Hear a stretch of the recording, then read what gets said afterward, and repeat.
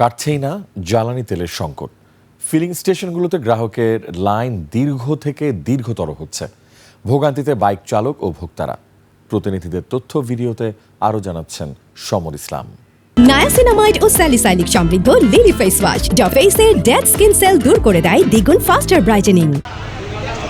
রংপুর নগরীর 25টি পাম্পের মধ্যে মাত্র একটিতে তেল দেওয়া হয়। এখানে শত শত মোটর সাইকেলকে ঘন্টার পর ঘন্টা অপেক্ষা করে তেল সংগ্রহ করতে হচ্ছে। জেলায় দু একটি বাদে বেশিরভাগ স্টেশনগুলোতে 4 থেকে 6 দিন পর পর জ্বালানি তেল দেওয়া হয়। মোটরসাইকেলের প্রয়োজনীয় কাগজপত্র এবং ড্রাইভিং লাইসেন্স, হেলমেট ব্যতীত তেল দেওয়া হবে না।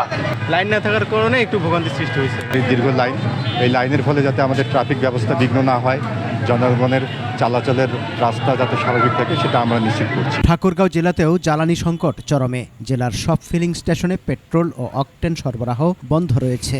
এতে করে জরুরি সেবা ও পরিবহন ব্যবস্থায়ও প্রভাব পড়তে শুরু করেছে। ময়মনসিংহের বেশিরভাগ ফিলিং স্টেশন বন্ধ রয়েছে। কয়েকটি স্টেশনে তেল সরবরাহ করা হলেও সেখানে হুমড়ি খেয়ে পড়েন যান চালকরা। বিশৃঙ্খলা এড়াতে ময়মনসিংহে যান চালকদের মাঝে ফুয়েল কার্ড বিতরণ কার্যক্রম শুরু করেছে জেলা প্রশাসন। ডিপো বন্ধ থাকায় চুয়াডাঙ্গায় বিপাকে যান চালক ও পরিবহন সংশ্লিষ্টরা।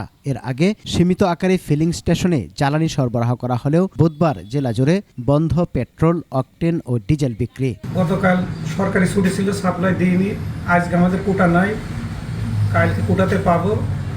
তারপর আপনার যদি পাই তারপর আবার আমরা সাপ্লাই দেব। সমর ইসলাম, 21 টেলিভিশন।